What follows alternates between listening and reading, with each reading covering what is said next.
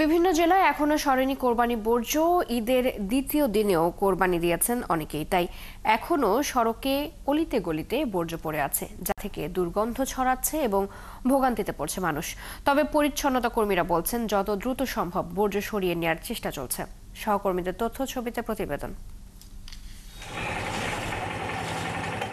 City কর্পোরেশনের ঘোষণা করা 12 ঘন্টা পার হয়েছে আগেই, তবে এখনও ময়মনসিংহ নগরীর বিভিন্ন ওয়ার্ডের অলিগলিতে পড়ে রয়েছে কোরবানির বর্জ্য।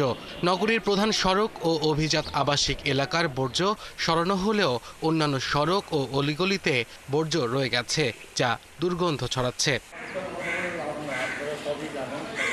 অনেক এলাকায় নগরবাসী নিজেরাই বর্জ্য পরিষ্কার করছেন। তারা বলছেন নগরীর 33টি ওয়ার্ডে বর্জ্য অপসারণে 1300 কর্মী নিয়োগ হলেও সেভাবে কাজ হচ্ছে না।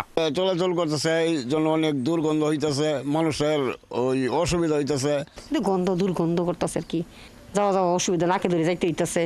কোরবানির বর্জ্য অপসারণের 12 ঘন্টা টার্গেট বিফলে গেছে কুমিল্লা সিটি কর্পোরেশনেও। সড়কের পাশে ডাস্টবিন আর বিদ্যুতের খুঁটির নিচে এখনো বর্জ্য ছড়িয়ে আছে, এতে ক্ষুব্ধ নগরবাসী।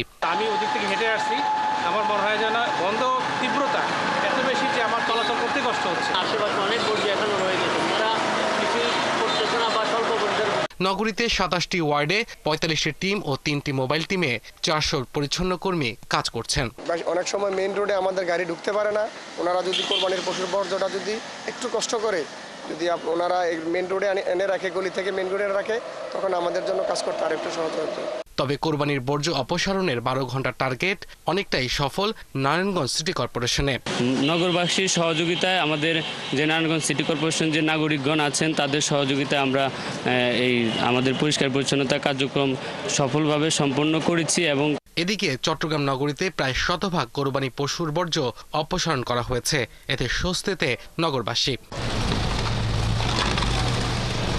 আব্দুল আল মামুন, ৭১। এই বিষয়ে আরো জানাতে আমাদের সাথে যুক্ত আছেন সহকর্মী এনামুল হক। এনামুল, কোরবানির বর্জ্য অপসারণের এই কর্মসূচি সফল কেন হলো না, এ নিয়ে প্রশাসক কি বলছে জানাবেন।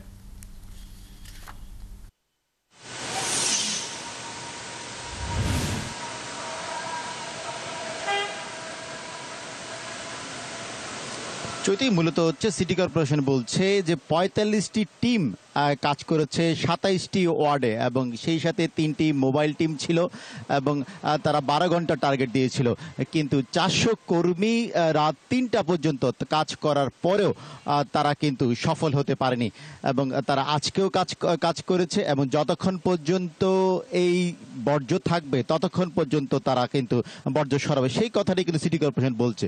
কিন্তু নগরবাসীরা বলছেন যে এই যে বর্জ্যগুলো রয়ে গেছে সেটা কিন্তু ঈদের আগে কিন্তু এই বর্জ্যগুলো ছিল না। এই কোরবানির বর্জ্যগুলো কুমিল্লার নগরের প্রাণকেন্দ্র আমি যেখানে আছি সেটা হচ্ছে কুমিল্লার নজরুল এভিনিউ, কান্দিপাড় থেকে যে সড়কটি নজরুল এভিনিউ, সেই সড়কের পাশে তার বিপরীত পাশেই হচ্ছে দেয়াল ঘেঁষে হচ্ছে ফরিদা বিদ্যায়তন এবং তার বিপরীত পাশে হচ্ছে গোমতী হসপিটাল।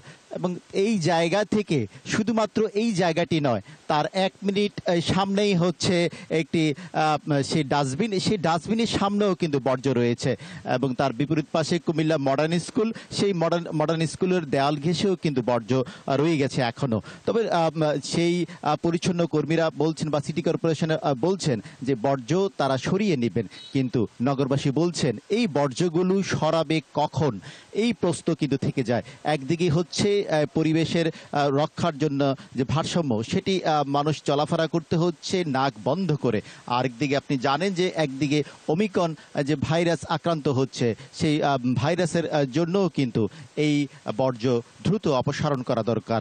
এই 27টি ওয়ার্ডের অলিগলিতে যেই সড়কগুলো আছে, সড়কের যেই বিদ্যুতের খুঁটি এবং যেখানে ডাস্টবিন রয়েছে, ডাস্টবিনের সামনেও কিন্তু এই বর্জ্য ফেলা এখনও রয়েছে। কিন্তু সিটি কর্পোরেশন বলছে কাজ করছেন, নগরবাসী চায় দ্রুত এই বর্জ্য যেন অপসারণ করা হয় এবং দ্রুত বর্জ্য অপসারণ হলে একদিকে স্বাস্থ্যের হানি ঘটছে, সেই বিষয়টি কিন্তু তারা তুলে ধরছেন।